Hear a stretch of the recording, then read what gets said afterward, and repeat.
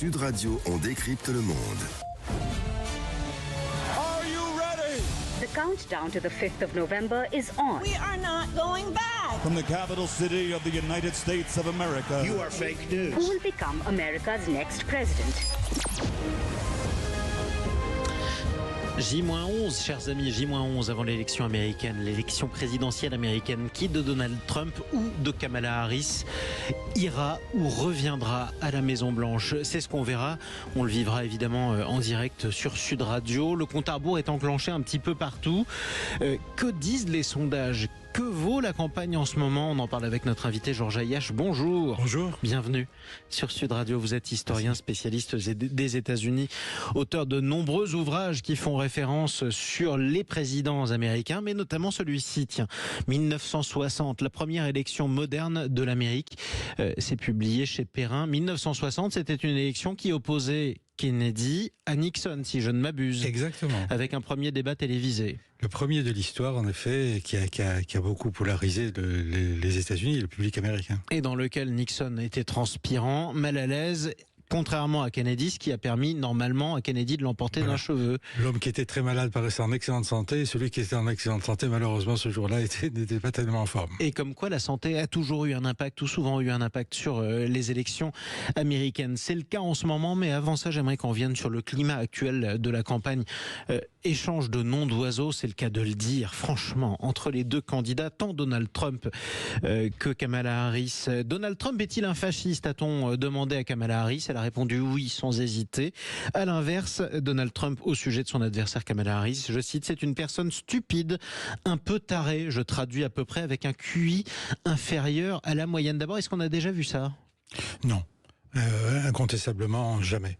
Les débats pouvaient être rudes, âpres, sans concession, mais ça ne dérapait jamais sur de la trivialité ou sur des attaques ad hominem, ça c'est clair. En tout cas, pas venant des candidats se visant les uns les autres.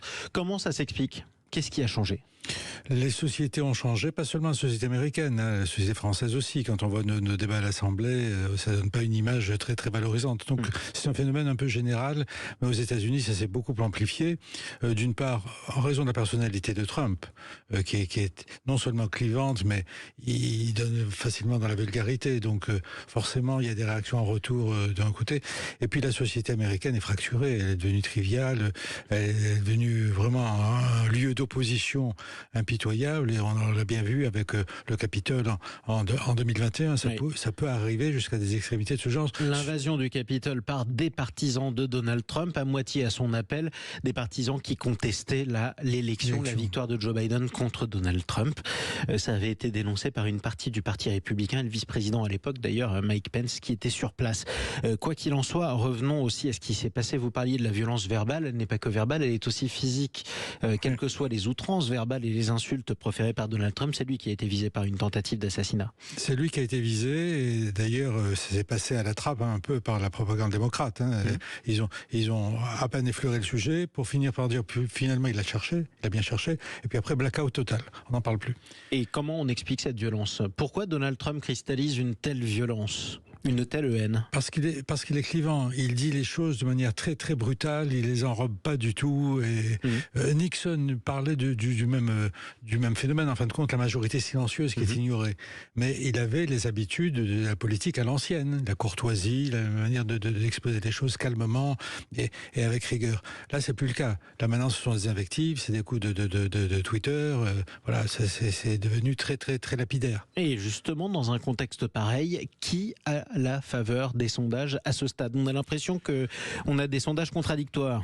Oui, ils seront contradictoires jusqu'au bout, et ils seront tellement serrés qu'on reste à la marge d'erreur. Donc on ne peut pas en déduire une leçon très très très précise à ce stade. En tout cas, 11 jours avant, comme vous le disiez, c'est impossible de savoir qui... Une chance sur deux, quel que soit le vainqueur. Est-ce qu'il sera respecté, ou est-ce qu'elle sera respectée par son adversaire? Ah non, elle sera contestée. Elle sera contestée parce que la campagne électorale est tellement dure, âpre et violente qu'il est impossible qu'il n'y ait pas de contestation à la sortie. Donc ça signifie que ce à quoi on a assisté la dernière fois entre Joe Biden et Donald Trump demandant à recompter, appelant parfois certains États à le faire, on va le revoir. On risque de revoir ce même phénomène. Hein. On a une comparaison avec 1960. Nixon avait eu la nette impression de s'être fait voler. C'était pas qu'une impression du reste. Il s'était fait voler. Il s'est fait voler. Mais il a jamais contesté. Pour deux raisons. D'abord, des raisons d'État. Il était suffisamment conscient des enjeux pour ne pas en rajouter dans le clivage de l'Amérique, puis ensuite pour pas hypothéquer ses chances 8 ans plus tard. Bon, vous êtes en train de dire que Nixon s'était fait voler, alors c'est un fait reconnu, hein, l'élection par Kennedy, comment ?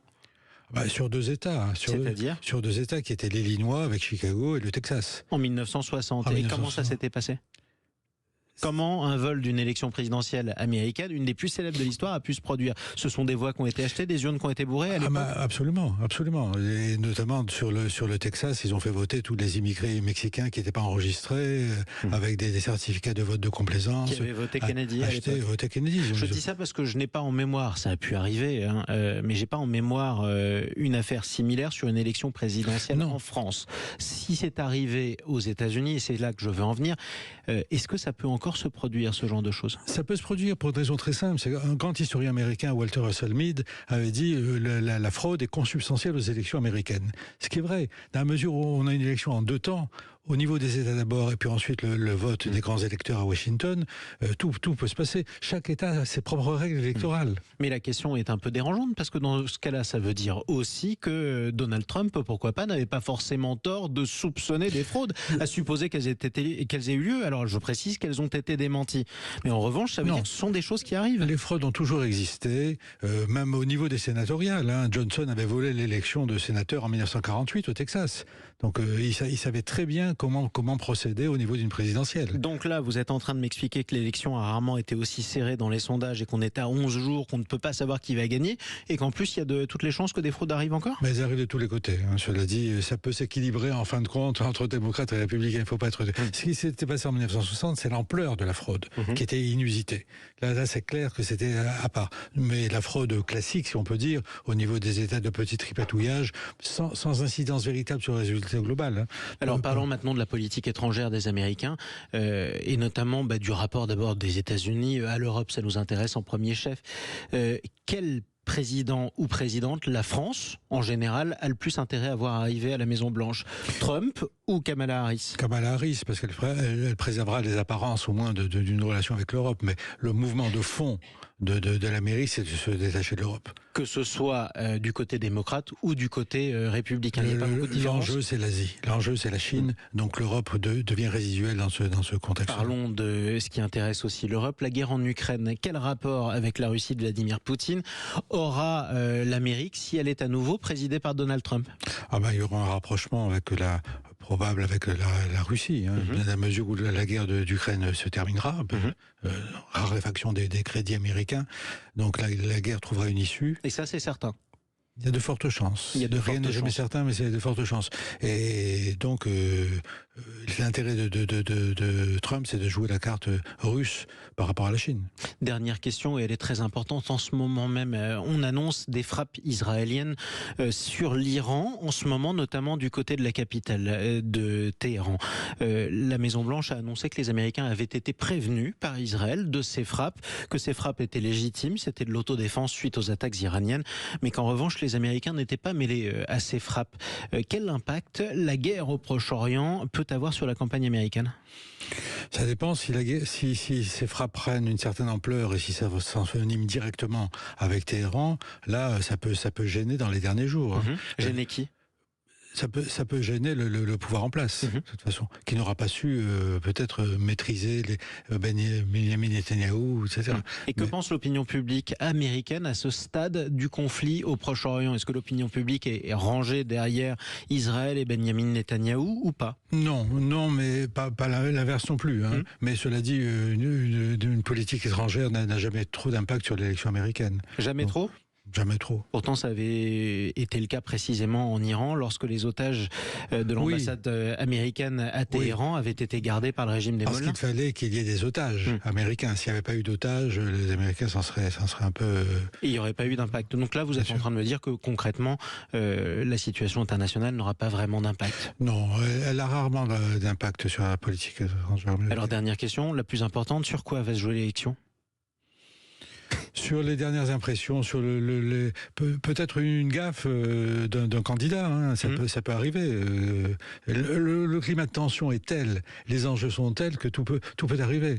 Avec deux candidats qui ne sont pas d'une fiabilité, d'une solidité nerveuse incontestable. Ni l'un ni l'autre. Ni l'un ni l'autre. Qui sont pas les meilleurs candidats de l'histoire. Harris n'était pas la meilleure candidate démocrate, pour cause. Hein, donc, la preuve, sinon elle aurait été désignée dès le début. Voilà. Ça signifie, si je vous suis, que quoi qu'il arrive, on n'aura pas le ou la meilleure président ou présidente de l'histoire des États-Unis au sortir de cette élection. Certes, mais pour rechercher le meilleur, il faut vraiment fouiller de manière très précise. Bon, au moins, on terminera sur cette note un peu cynique. Merci à vous, pour cet éclairage sur Sud Radio. Merci d'être venu nous raconter cette histoire des élections américaines, Georges Ayache. Je rappelle que vous êtes historien, spécialiste des États-Unis et auteur notamment de ce livre 1960, la première élection moderne de l'Amérique. C'est publié chez Perrin. Ça parlait du duel légendaire entre Kennedy et Nixon.